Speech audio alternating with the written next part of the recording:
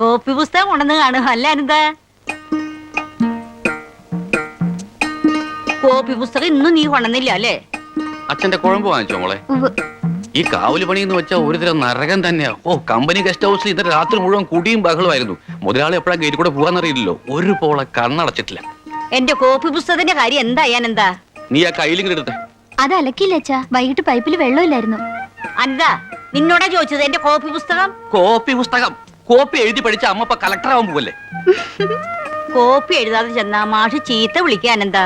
അതുകൊണ്ടല്ലേ ആ പെണ്ണിനെ കോളേജിൽ അയക്കാൻ പറ്റാത്ത വിഷമത്തിലാണ് ഞാൻ. അപ്പോഴാ 70 കഴിഞ്ഞ അമ്മയുടെ കോപ്പി എഴുത്ത്.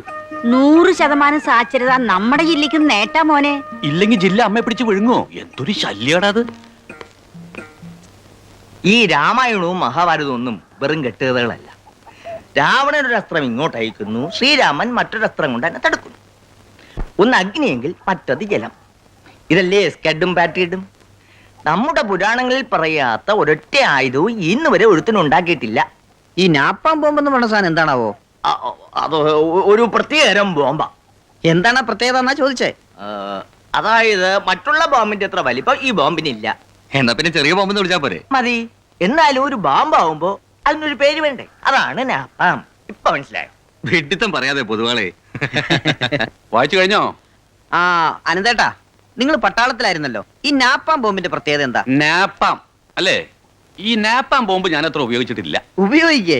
ബോംബെന്താ മേത്തേക്കുന്ന സോപ്പാ ദിവസേന ഉപയോഗിക്കാൻ? സോപ്പ് പോലെ തന്നെ ഒരു പട്ടാളക്കാരന് ബോംബും. പക്ഷേ സോപ്പ് കുളിക്കുമ്പോഴേ വേണ്ടൂ. ഈ ബോംബുണ്ടല്ലോ, ഊണിലും ഉറക്കത്തിലും ഞങ്ങളുടെ കൂടെ ഉണ്ടാവും.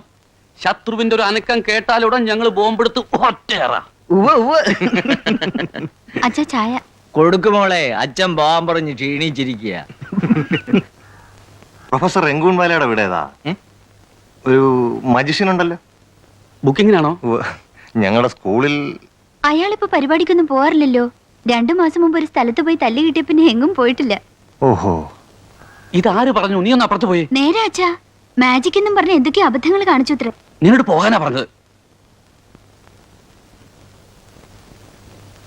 ബഹുമിടുക്കനാട്ടോ പ്രൊഫസർ. അവള് വിവരക്കേടോണ്ട് പറഞ്ഞതാ.